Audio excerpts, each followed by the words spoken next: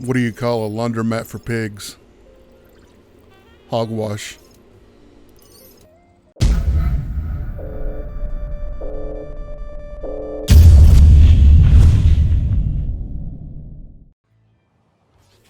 Geeks, nerds, gamers, and trolls, this is your MMOBomb.com first look at Spacepunk's free-to-play open beta over on the Epic Game Store. We're going to check out the first couple hours of gameplay, give you a high-level overview. It's a first look, not a full review, not an expert guide. As usual, help you decide if it's something that you would like to download and try. Go the other way. Spacepunks is an isometric twin-stick looter shooter with heavy Borderlands gone ARPG vibes. The game is listed on Epic Games as free-to-play and is being developed by Flying Wild Hog and published by Jagex. Now, some of you may have played or heard about this game several months back when it first went into early access. And while I didn't play back then, it isn't hard to look back and see a ton of changes that have been made between the early access version of the game and the current open beta of the game.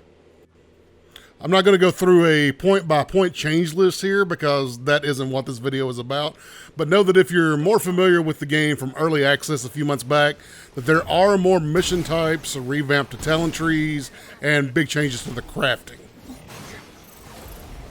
But let's jump into the first look of what I have personally experienced in this open beta phase, and I'll share with you my thoughts on the first few hours of the game in this first look video. First of all, the tone of the game is set pretty heavily through its visualization, and it's carried on into the game by the characters you play and interact with. It's colorful, it's whimsical, it's silly, and it's Borderlands. Now, obviously the game as a whole isn't a Borderlands clone, but the similarities visually and the attempt at comedy are there, so we'll give it the inspired by tag. Now, some of that lighthearted humor and whimsy does actually land, with a player character like Duke, for example, being the best example of voice acting and writing coming together to make a fairly entertaining, if self-loving character. For all you edgelords out there, there's Eris. She's infected by nanobots and can create nanospikes and turn her arms into blades. Her voice acting isn't quite there, but the character itself seems to be very popular in the game. Techies can play with the insectoid Bob and drop turrets and mines and other tech gear. And of course, all the cool kids will be playing as Finn, the tanky AoE bombing stud of a pig. You can call him Mr. Pig. I bet you can't guess who I've been playing. Currently, that's the 4 playable characters in the game. I'm sure the plan is to release and sell new champions as well as skins and other such typical free-to-play fare, but it's really hard to tell for sure what will and won't be at the cash shop since it's all empty at the moment. It's all there with a tab for skins and other tabs, but it's empty with nothing at all throughout the whole thing. Now, I would like to give the devs the benefit of the doubt here and say they're showing they want to worry about gameplay first, what's going to be in the cash shop later.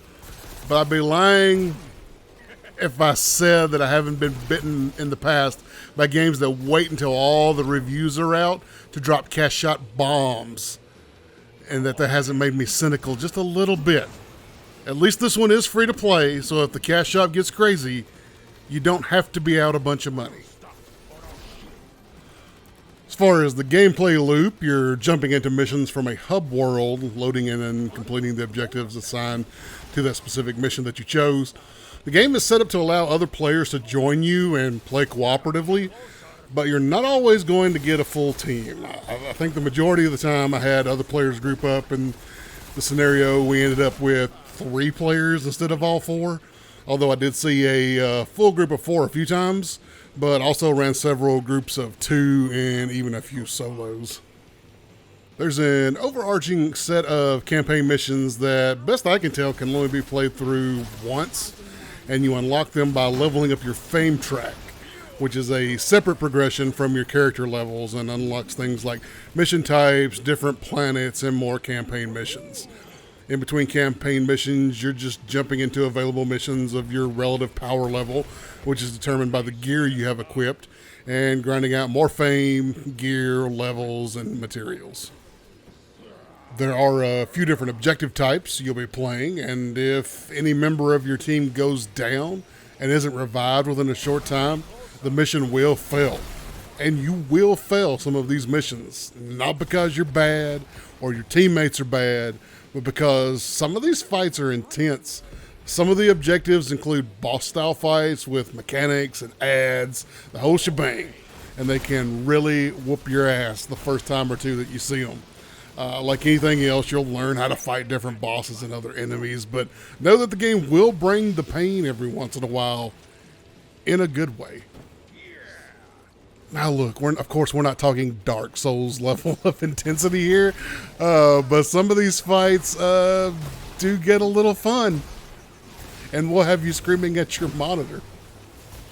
Or maybe that's just me, but I am a monitor screamer. If you don't believe me, you can check out the streams on twitch.tv/MMOBomb every Wednesday at 2 p.m. Eastern Time, where I stream different games and scream profusely at my monitor. Plug for my streams every Wednesday over on twitch.tv/MMOBomb. Also, don't forget to subscribe here on YouTube if you haven't already. Plugs out of the way, let's move on. As you level up, you're going to gain access to new abilities that are based on the character that you're currently playing. And then going over to the new revamped skill trees, if you're familiar with the older version of the game, they look sort of like a mini Path of Exile style skill tree where everything was kind of twisting and turning. Now they're very clear about what's going on. The first tree deals with health and your shields, and you can specialize into different ways that your character wants to act between having more health, having more shields, or a balance between the two. The middle tree is all about offense, whether it's range damage or melee damage you want to specialize in. And the right-hand tree is about speed, stamina regeneration, and moving around and mobility. Now we're going to show off the empty, with nothing in it, cat shop. How fantastic is that? Moving on from here. Now, one thing I will have to say I'm not the biggest fan of is, in order to see your loadout, the equipment you're using, you have to come to this spot on the hub. You can't see items as you pick them up down on the planet. You can't equip new items as you pick them up down on the planet. You have to come back up to the hub, and you have to go into this inventory in order to use and equip items and see what they can do. That being said, the UI is very clear, very precise, shows you how much power a weapon's going to give you, shows you the amount of damage it does and all of its stats when you hover over for the tooltip. Also gives a nice little comparison compared to what you're hovering over and what you actually have equipped. There's only a handful of slots: a ranged, a melee, a trinket, a med belt, and a shield. And finally, I do want to show off the crafting a little bit, especially for those who haven't seen the game with this in it at all. You've got different patterns you can unlock for the specific types of guns, specific types of melee weapons, your med belt, your shields, all of that.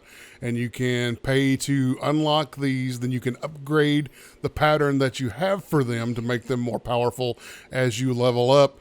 And then you go over to the next tab and you can craft these items that you have leveled up. Later on, it looks like you've got other materials you can add to these items to give them more specific stats.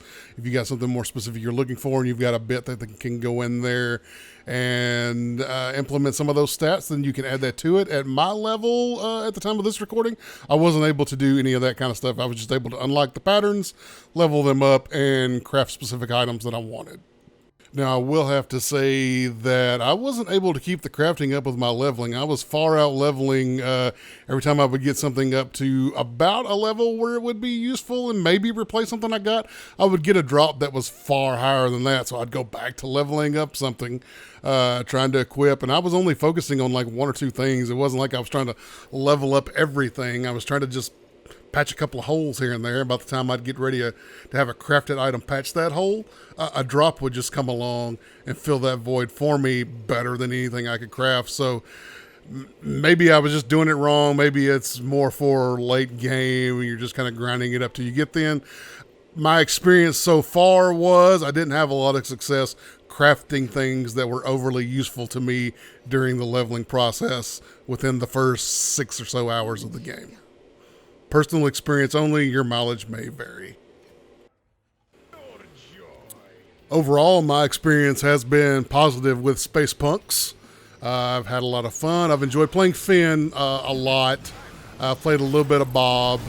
So far, I don't have enough progression to unlock any of the other two characters, so I've only unlocked Bob right now, and he's still low level because I've mostly been focusing on Finn to just get, not necessarily like pushing it hard to go as far as I could get, but to kind of focus on one character and see what it was like as the progression sort of went along so I could share my experience with the game.